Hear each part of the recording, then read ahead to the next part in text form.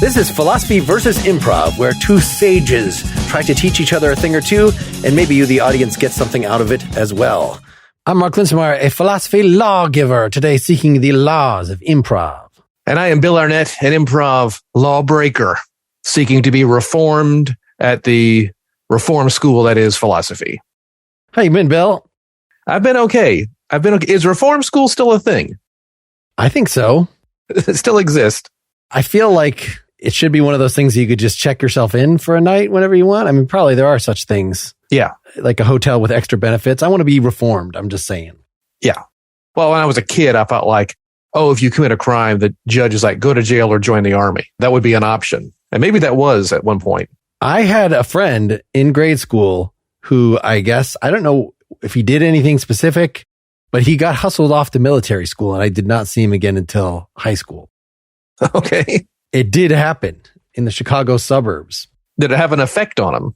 You know, I wasn't really close friends with him after that, so I don't know. And he didn't strike me as a giant degenerate before that, but you know, maybe compared to some of my other friends, a little more rambunctious. We would do the phony phone calls from his house, the training ground of improv, if you do it right. Yes.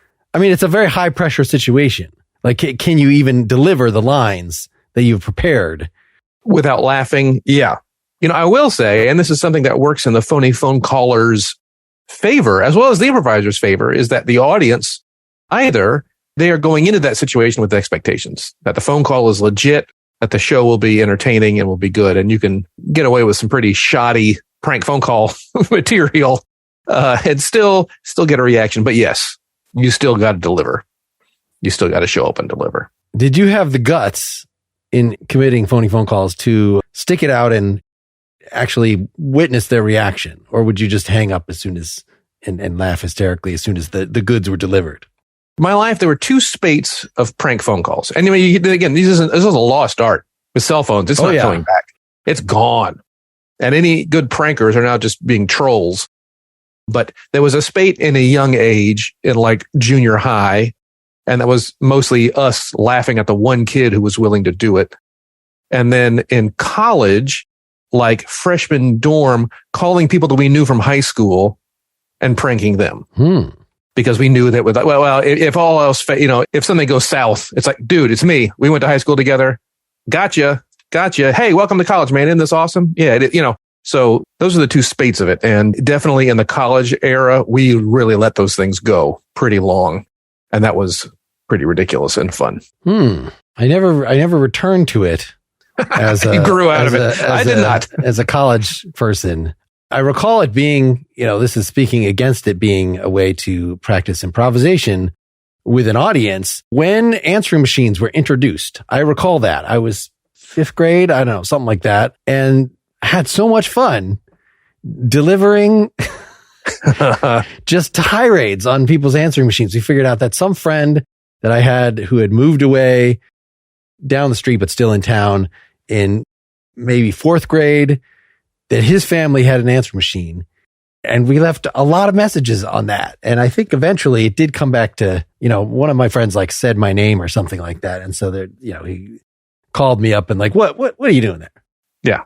Our favorite college one was to say that, and again, this is like within the first week of freshman year, to be like, this is Sergeant so-and-so with the ROTC. You never showed up for your intake thing. You're in big trouble. And usually it's like, what? No, I never. But we had one person who was like, oh my God, no, I told him I didn't want to do it. Like someone who had gone through the process of going to ROTC, but then had backed out at a legitimate time. So when they got that call, they were pretty freaked out. Well, it sounds like we should try that right now. Let's fire up the Zoom. No, we don't have that technology. I'm sorry, folks. We cannot have unwitting callers participate in improv, or witting callers for that matter. There's no spontaneity as to who will be a guest on the show. Well, one thing we can do, and I had something planned, but this is something kind of similar. And stop me if we've talked about this. I don't have our little topic spreadsheet up here. But this whole notion of customer service nightmares, does that sound familiar? Or maybe it was, this is season 2. Let's say not. We can revisit. But I think what's fun, and again, as you might know, and some of the listeners might have gathered, I have a bit of an irreverent streak. So what I really enjoy is that when we find, and I'm sure there will be a philosophy thing kicking around in here, when you find something that works, yet goes against tradition or goes against the dogma or goes against standards and practices, yet it works in in the laboratory, out in the field. I really enjoy those moments, the things that tend to buck common understanding. You know what I'm saying, right? Give me a context. Let's do one, and then I'll ask you how you feel that this contradicts the typical standards and practices. I'd like to return this parrot. Oh, hey, sir. It's nice to see you. This is the return desk. You're in the right place. What can I do for you? Well, it's this parrot that you sold me not half an hour ago. Oh, yeah. Okay. Yeah, we did sell that parrot. Yeah, I want to return this. You want to return it? You just bought it. You just bought the thing. You want to return it? The thing is, it is not. Mm-hmm. I don't know if I can go through with this. This is hard for me to talk about. It's not. I thought it was an actual parrot, but clearly it is not animate. Yeah, it's. I'm seeing this now. We do have a line of kind of mock parrots and animals that you would put in an enclosure with another animal to keep that animal company. And I think that's what you bought, perhaps thinking it was a real parrot. But I would love to process this return. No problem. Okay. Great. Okay. Here's what? You have the receipt? Yeah, I have the receipt. All right. I have here's my credit card. If you want to just put it back on that and pull it up on the computer here. Here we are. I found the transaction. We'll be able to process this, no problem. Okay, great. Can you print me out a receipt for that? Can you print me out a receipt that shows that it's going back on my card? Oh, you do want to go through with the return? Is that what you're saying? Yes, I don't have a use for a parrot that is not. Okay, this will not be a difficult return to process. It's very straightforward. You got your receipt, you got the card you charged it on. I remember you 30 minutes ago, so this will not be difficult to process. All right, great. So paperwork. Would you like me to go ahead and forward with the process? Yes, please. All right, I will begin processing your return here. Questionnaire. You are a customer at this store? Yes, I saw you. I mean, this questionnaire is going to be so easy to do. It's just a few little things that we like to do. I was, at least this time, a customer at this store. I mean, depending on how this goes, whether this will take no time at all. This will be super easy. A return customer. This will be so easy. All right. Would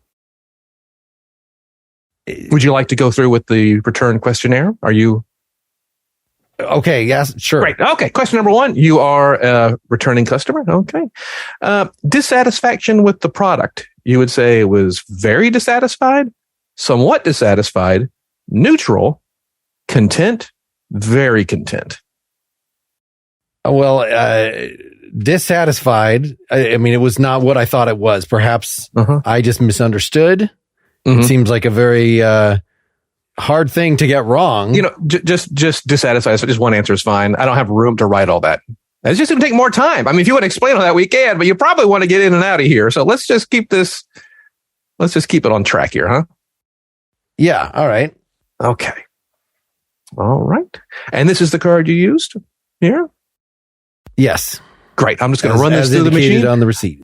Let me just run this. I'll just run this through the machine and it'll come up as the card you used. Would you like me to run? Yeah, you have to move your hands. You have to put the card. What do you have to type the number in? You have to scan it. What do you have to do there? I know exactly what I have to do. All right, please. Let's go ahead with that. Okay, I'm sorry if you're in a hurry. Are you? I mean, there's a line here. I will go ahead and process the return on your card. All right, swipe. There you go. There it is. It's populated all the information on my screen. Boy, this is going to be the easiest return you've ever had. I promise you. This is so easy. Painless. All the information's already populated my screen. All I need to do is press the return key. All right. Do you want me to do it? Sir, please. All right. Would you like me to press the return? No, just so you know, the return will then be finalized at that point. That sounds great. So I just want you to know you would like that to happen. Okay. Like I said, this is an easy one. Very easy return. I'll go ahead and press. It seems like maybe it's not that easy because it's not done. Well, I just have to press the return key. What's hard about that? Okay, please. I mean, is that difficult? Do you need a supervisor to press the return key? Maybe you could just press the return key if that's what's required. I can press the return key. Okay. All right. Well, I'd like to see you press the return key. I don't know that you can press the return key. I've pressed any number of keys prior to this one. The return key is no different than all these other keys. Okay. Show me with your finger pressing the return key. You're being condescending. You're being a little condescending right now. And I'm just doing my job.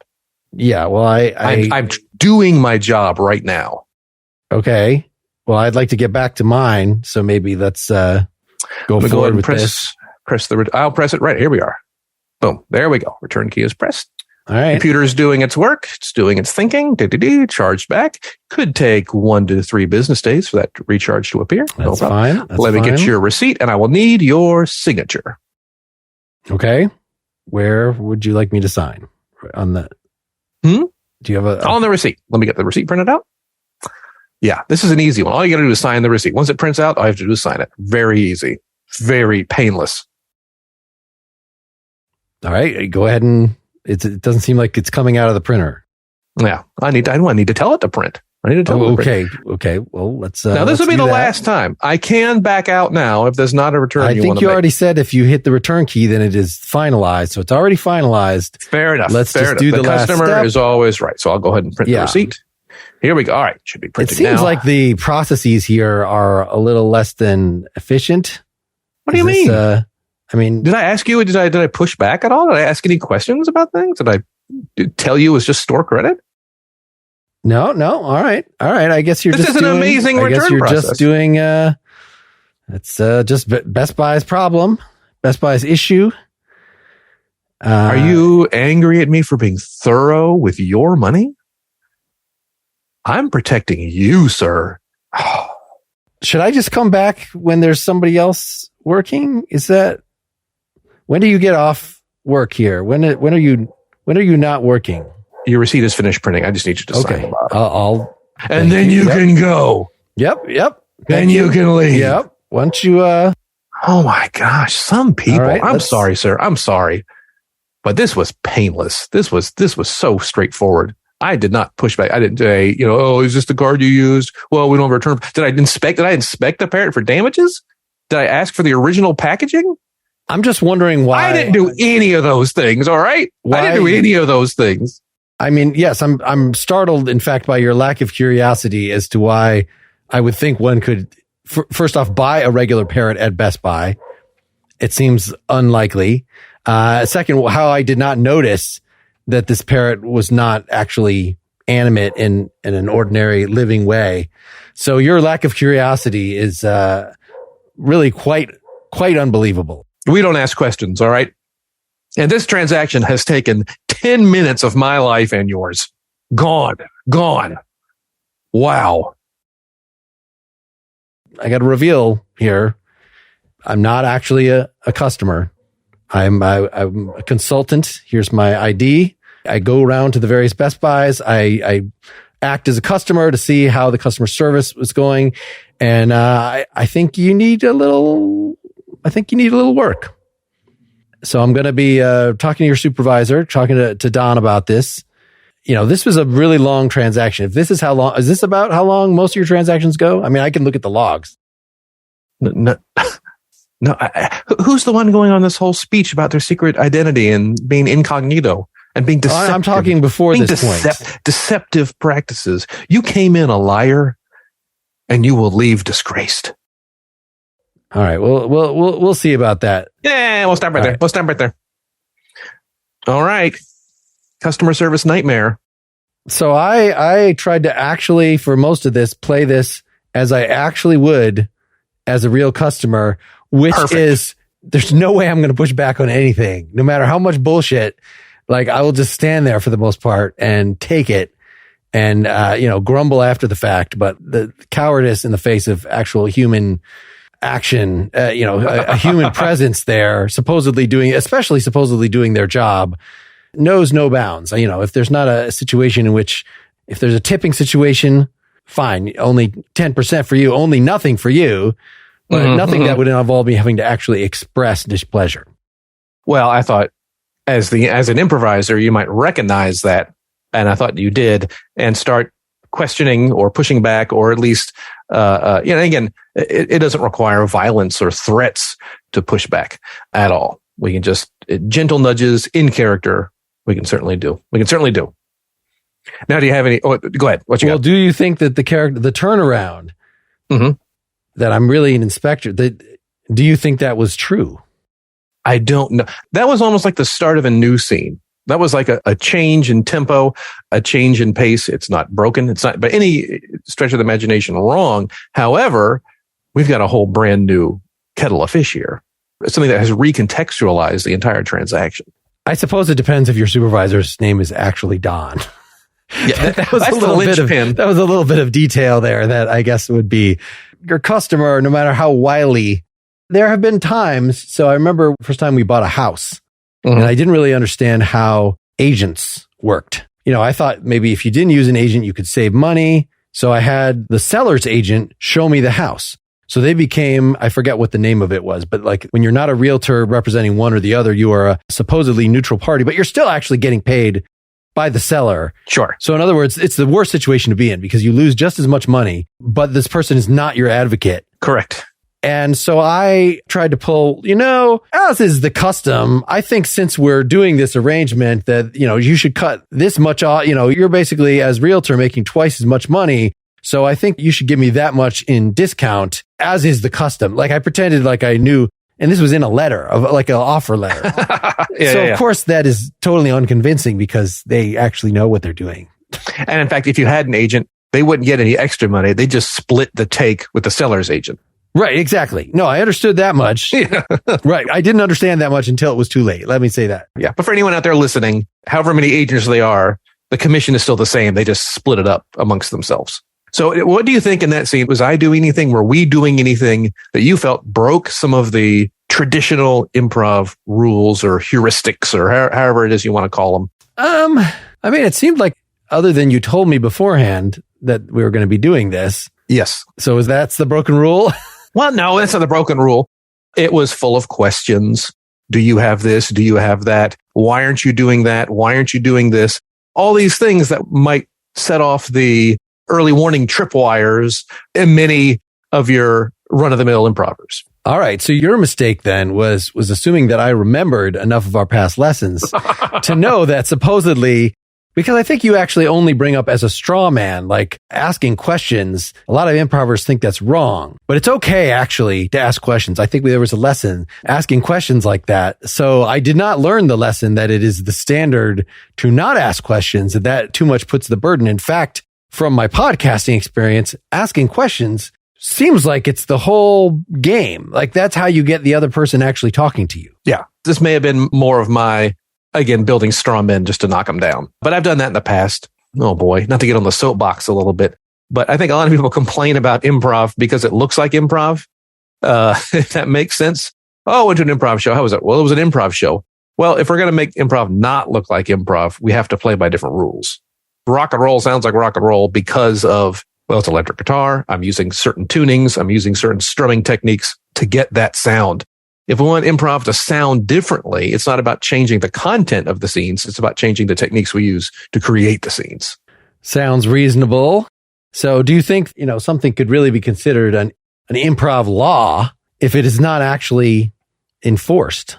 Okay. If it is merely referenced, that you have this sort of idea of the ghost of something that is often taught, but it clearly has no normative force in the way you do improv. You are just fine asking questions all the time. Or do you feel like actually you're very much aware of that law, and the way that you break the law with the consciousness of the law, that actually shows that there is a law that you're playing with, that it provides some structure even if you're breaking it?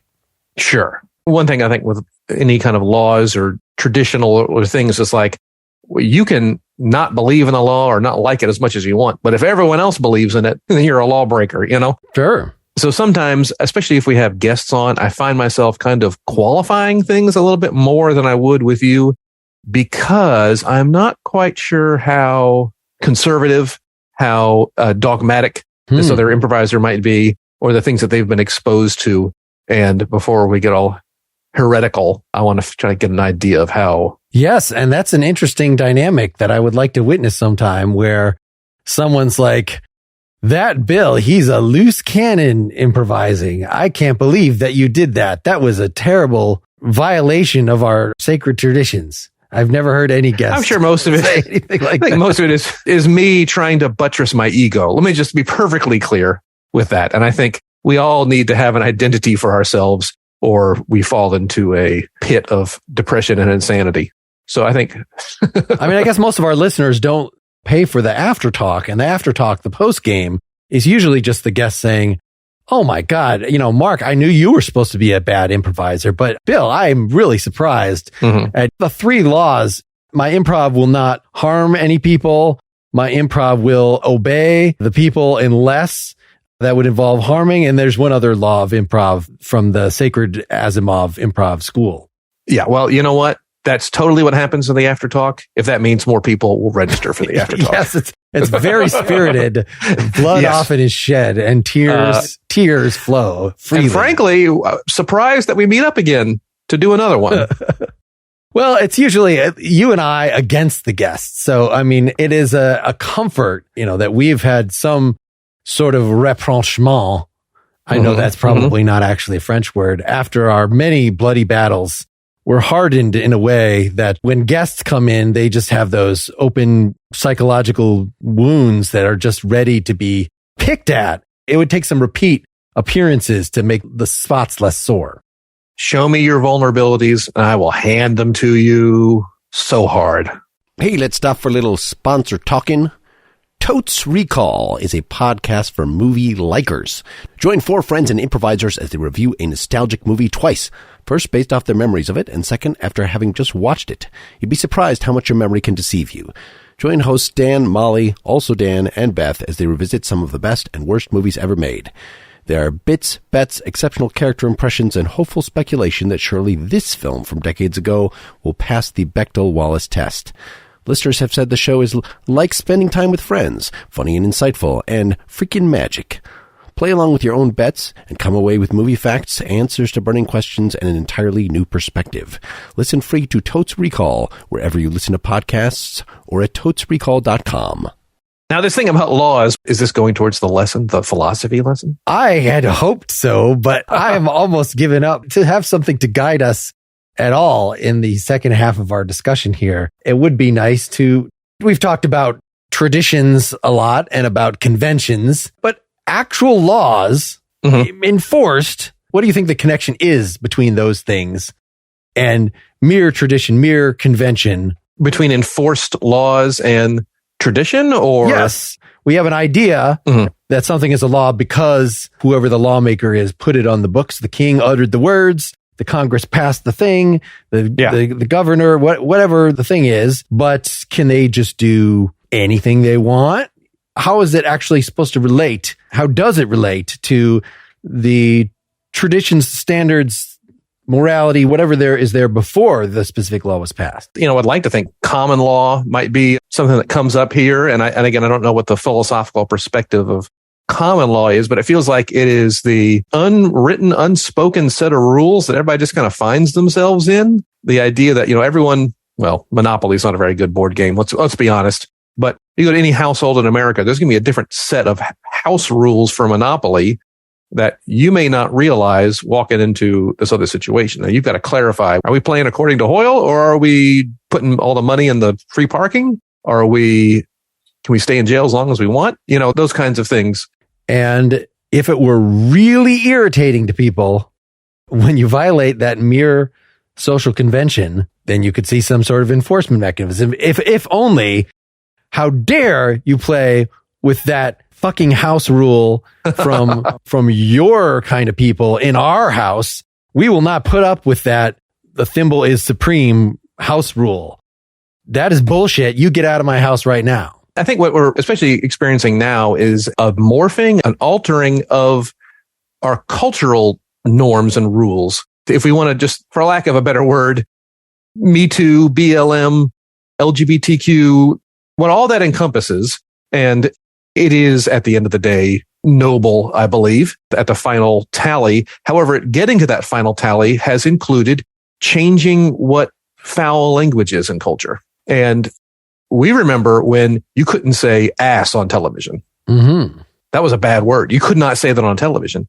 Now, good luck escaping all of the words of our youth that were illegal are now far more common. Yet things that in our youth were not necessarily as bad, certainly some racial slurs and just language around race or culture, or certainly derogatory homosexual phrases are now, I would say, you would get far more trouble if my kid came home and they're like, well, he said ass, but then he followed it up with something I will not repeat, a derogatory phrase towards a fellow student. And I feel like, and again, none of that's written down. I don't think any law books ever existed for those things. Maybe standards and practices at a TV network. Sure. And you get fined by someone, right? It's not the TV network that fines you. It is FCC or whomever. Yeah. You could get millions of dollars. Howard Stern was sued for at some point, I believe. Is it that the crime never existed until now? Or that it was always a crime to use ethnic slurs and sexual orientation slurs, and then we only cared about it until now? Or was it not a crime in a strange way? I think you're right that, properly speaking, you should feel like when a new law is passed that it is something that you're just encoding that people already believe anyway. Sure. I don't want people to steal my stuff. Yeah. If we had thought of it before, we would have embraced, like, that's sort of the definition of a good law. The law could be like, here's a new way to do bail or whatever. If cash bail, I don't know enough about the cash bail issue to say, I know it's supposed to be bad.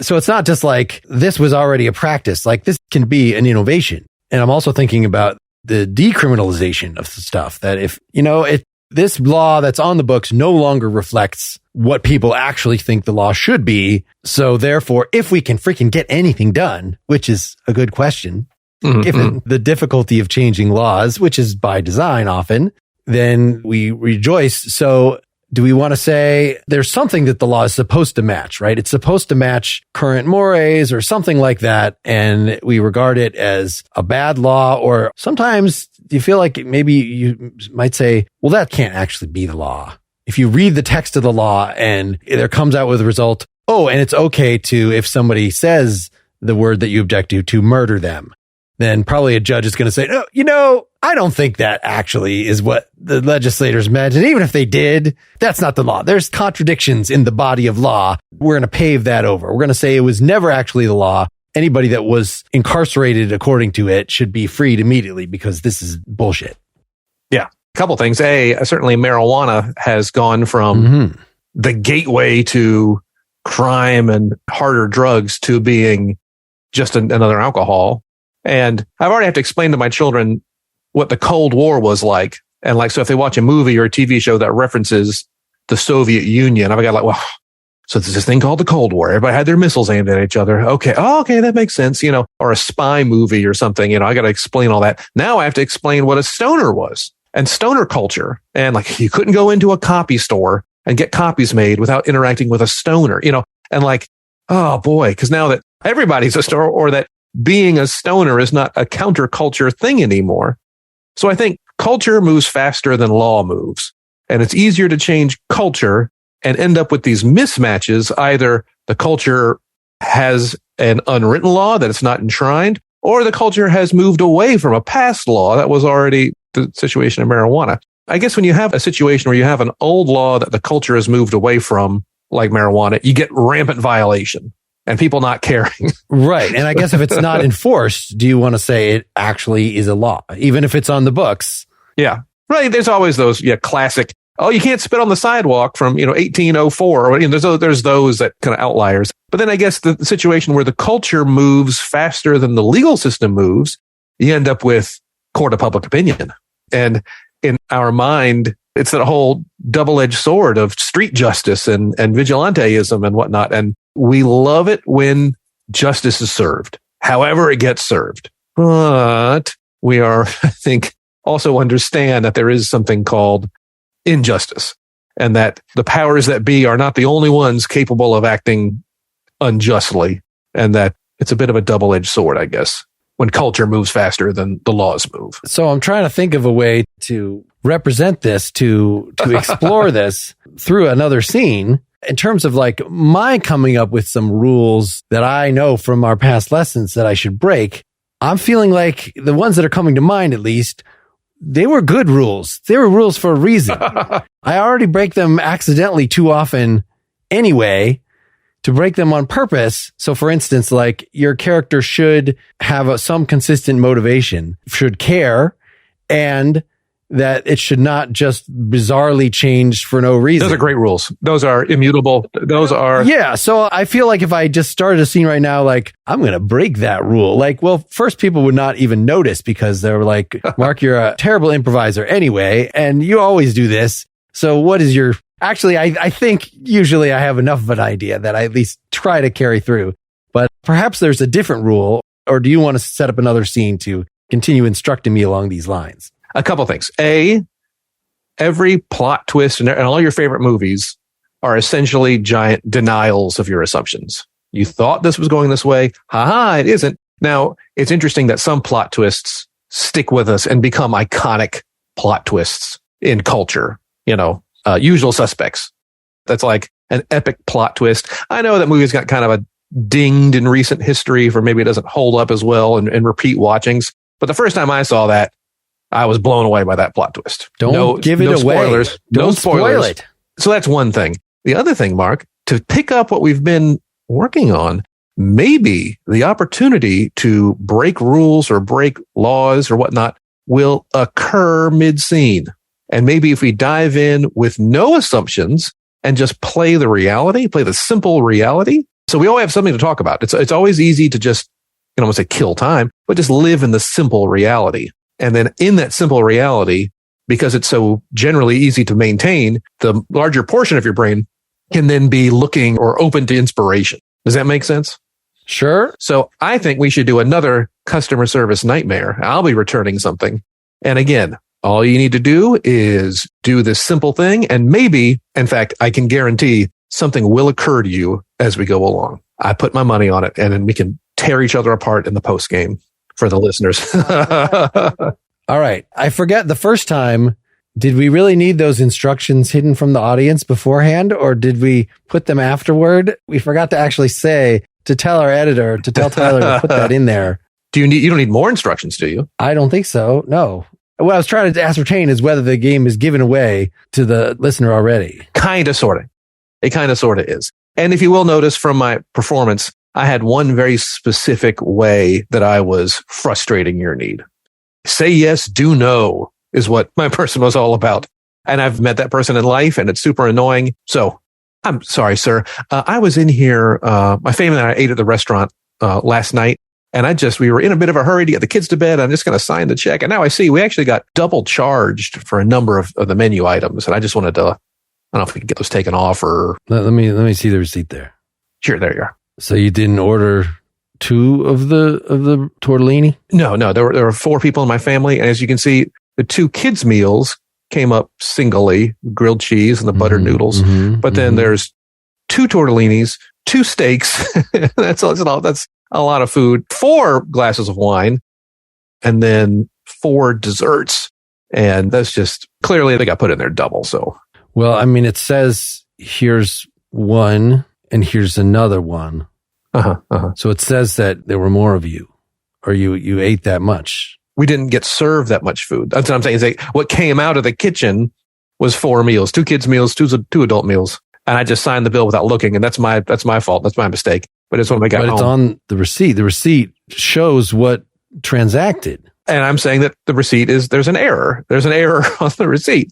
Receipts don't just have errors. I mean, a human being brought you this much food. No, we didn't get that much food. And put this on the receipt.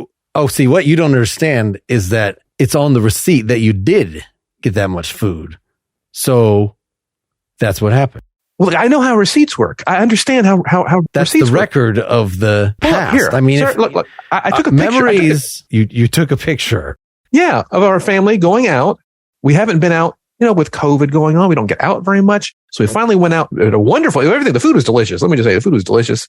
And this was our favorite place. So we took a picture. So the food was so nice, you ordered it twice. No, I ordered it once. And here, let me just put my phone here. This is the Baxter family here at Regino's. And there you can see, holding it up, this is us sitting around. You guys look really, really hungry there. I can see why you ordered 2 steaks and 2 tortellinis and 4 Did you drive home? Sir, I only had a glass of wine. 4 glasses of wine? I had 1 glass of wine. My wife and I each had 1 glass of wine. That's a lot of wine. Look, come on now. Were you giving the kids some of the wine? No. Did they each get a steak in addition to their kids' meals? No, of course not. Look, How did you eat all this food with just the 4 of you? We didn't eat it all. I don't know why this is so difficult. We didn't eat all that food. And I mean, look, this is going to be a problem. That's just wasteful. If you got all that food and you didn't eat it. We didn't get it. Are you sure you just didn't see it? Just didn't see a 14-ounce ribeye. Just didn't see that on the table. Sometimes I will ask myself, I got to go wash my hands. And then I realize my hands are wet. I just washed my hands. Are you sure that you didn't eat a steak and then you're like, oh, I'm going to just eat this steak and you just forgot, because they're very similar experiences. It's the same. You're taking a piece of meat, you're putting it in your mouth, you're chewing. Those are not very distinct experiences. I mean, they're very yummy. And I would see how the second one would maybe be less delicious than the first because you're already kind of sated. But I could see still with all that wine, how maybe you wouldn't remember. I really don't think I could accidentally eat a 14-ounce ribeye, baked potato, and vegetable. Okay, that's kind of ridiculous. Not to mention probably a second side salad too. I'm saying we didn't get the food. That's what I'm saying. We didn't get the food. So did you check the box that said where you order one and then one gets donated to needy children? Is that There's a box on the menu. I mean, most people don't check that box, but maybe I didn't know that that's a thing. We encourage our servers to innovate in their charitable giving. And so maybe this is something you guys worked out. I was not aware of. Let's see. Was the tip based that you gave based on the full amount that you say was higher than it should have been? Yes, the overpay amount. The tip was based on the overpay amount. Okay, so that makes a lot of sense that you would have appreciated the initiative of the server in innovating philanthropically, assuming that's what happened. I'm just taking your word for it that you didn't actually eat 2 steaks. So clearly the second steak must have gone to needy children. And I really appreciate you being such a generous person. I'm about to play a card I don't want to play. All right. I told myself I'm not going to play this card. The customer's always right. We were overcharged. If you're not going to make me whole, we're not going to come back here again. And we're going to leave a nasty review online. All right. That's what we're down to. What might have happened is that you paid a down payment for next time's steak. Granted, the price might change. There's market price involved. I pre-ordered. I don't know what you and your server got up to. I mean, that was Jody, I see. Jody no longer is with us. And what? We were here last night. Yeah, but this is during the day. She's no longer with us. She didn't stay all night and then come back during the day. When you say no longer with us, that means fired or dead. I don't even have to say no longer with us because she hasn't clocked in yet. I mean, what do you say? It looks like not your children. Not here your today. Your children are no longer with you. They were with you last night, supposedly. How do we even know that? Maybe we should check the cameras to see how big your party actually was. Please. All right. So what pictures did you showed me the one, but where's the one that shows the other 4 people? You don't even have that. You weren't even prepared. Because it doesn't exist. You were not thinking. What you got to keep in mind here is that this is a business. And if people are not satisfied fully, then we will make them whole in a way that is customary, that is traditional. And what I have here is a star sticker. And this says, I made a steak donation to needy children. I'm going to give you this. And you're going to be able to show that to everyone. In fact, would you like to make another donation right now to more needy children? I mean, they are so hungry. These children, they lack steak. I mean, really? Hey, hungry kids, here's a steak dinner. I mean, do you think that's too good for the hungry kids? What kind of person do you think you are that your steak is good for you, but not for hungry kids? Okay. No, this is not enjoyable. All right. If you're not going to refund me, that's fine. But like I said, what we can do right now, I said we would make you whole. So Marco is going to hold you right there and we're going to feed you 2 steaks and 2 tortellini dinners right now. Force feed me like a goose getting fattened. It will cost you a little extra for the service, but I understood you prepaid. And even though it was supposed to be for hungry children, now you want it all for yourself. So you're going to have it right now. Who is we'll probably stop there. That sounds like a fine place to stop before the barfing begins. Yeah. And the criminal incriminations. Yeah. The kidnapping and unlawful detention. So I don't know. I felt like in the first scene, I was breaking my own rule, which is like trying to be funny in some way. But in this scene, I was breaking the rule that apparently you really like of not trying to be funny by goofing it up, by introducing some rascally elements as things proceeded. I don't know if that involves rule breaking or not rule breaking. I think that's where the gray area and the asterisks and the all those things come into play, where I don't think your character thought they were being funny. You, the actor, understand that. I don't know. After a while, the character was clearly amusing himself, and I could not get help from snickering. But perhaps I certainly that's not audible. I certainly believe you. And again, the more improv you do, the more you realize that I understand the impact of this line and that it could probably be perceived as funny, but my character will be delivering it straight and not trying to be funny. There's some nuance in there. There's some black magic in there. And the really sharp actors, really sharp players can be devastatingly hilarious without ever letting on that they're being funny. Like back to our prank phone calls, it's like, Can you stick with it? Can you not give up the game by laughing or snickering, as it's going on? And like, are you being funny then when I'm being Sergeant Murphy from Fort Jackson, telling people they never arrived for their ROTC, enrollment, I think I'm being deadly serious. This person could be like breaking a federal law, so there's some wiggle room. I'm going to wiggle out of that one. I feel like I should relay an anecdote of the most awesome phony phone call thing that I was involved with. I was a very young person and I was at this Friends of the Family's house, and the oldest one was some sort of young teen. And so he led us on this, and we liked at that point to look through the phone book for silly names. Sure. And so, I guess, I don't know if it was normally a prelude to phony phone calls, but it's like the menu for phony phone calls. Who are you going to call if not your, friend or whatever?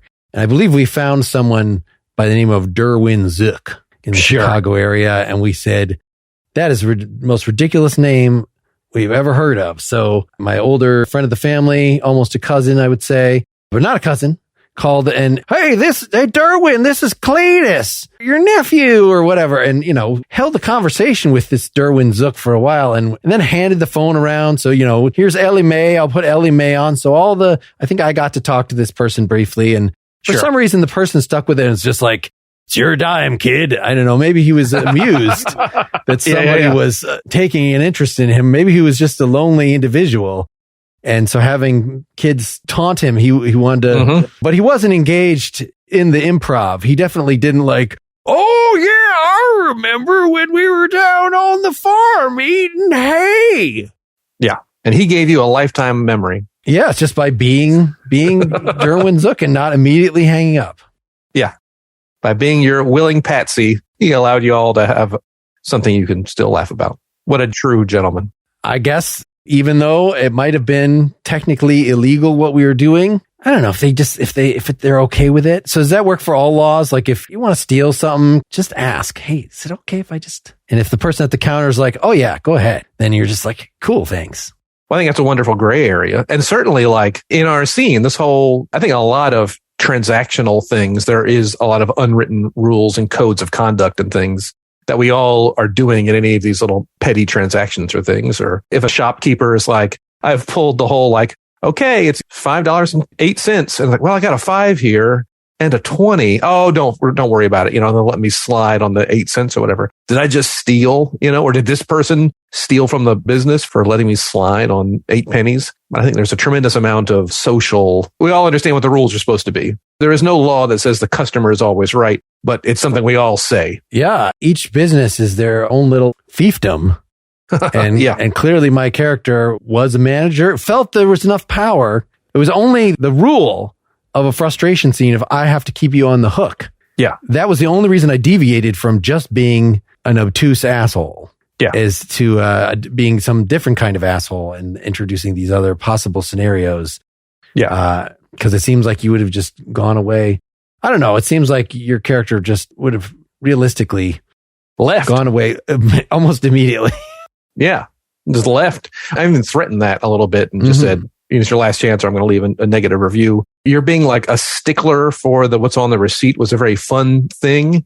And like, how can I be just a ridiculous stickler for what the receipt says? And how long can I keep that going? What are the ways I can say, oh, I see. Well, maybe the receipt is a mistake, Let me see if there's a receipt for the receipt. I'm literally just spitballing here, but this whole idea of like, that was a very fun idea to just be so married to a receipt. And what are the ways that you got a good 3 to 5 minutes out of just being married to that receipt. Yeah. I'm not sure if it was just another case of having a character be stupid.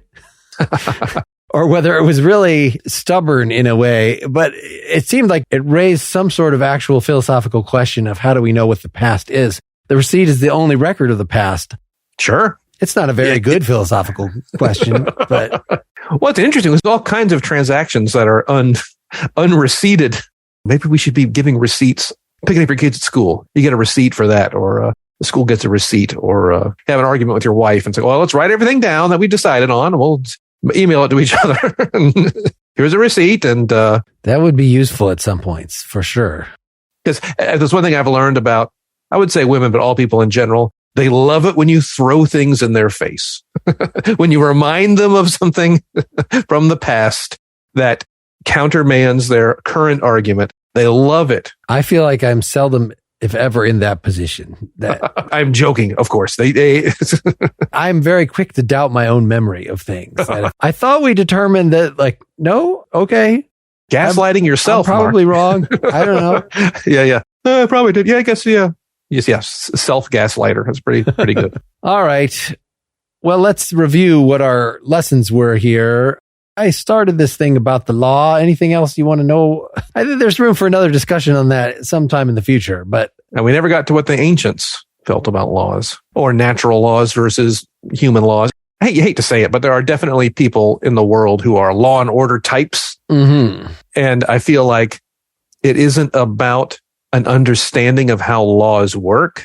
Many of the law and order types, people that I've met, it's not like, oh yeah, well, this is how this works. And this is a jurisprudence. It's not about that. It's, I just want there to be right and wrong. I don't care what the right and wrong is. I just want a world where there's right and wrong and consequences for doing wrong. But it seems to follow from that. That's not necessarily being a law and order person, that you want fairness, right, to exist in the world. And so if a law seems like it's not fair, then that shouldn't be the law, or that isn't the law properly understood. Is that part of the law?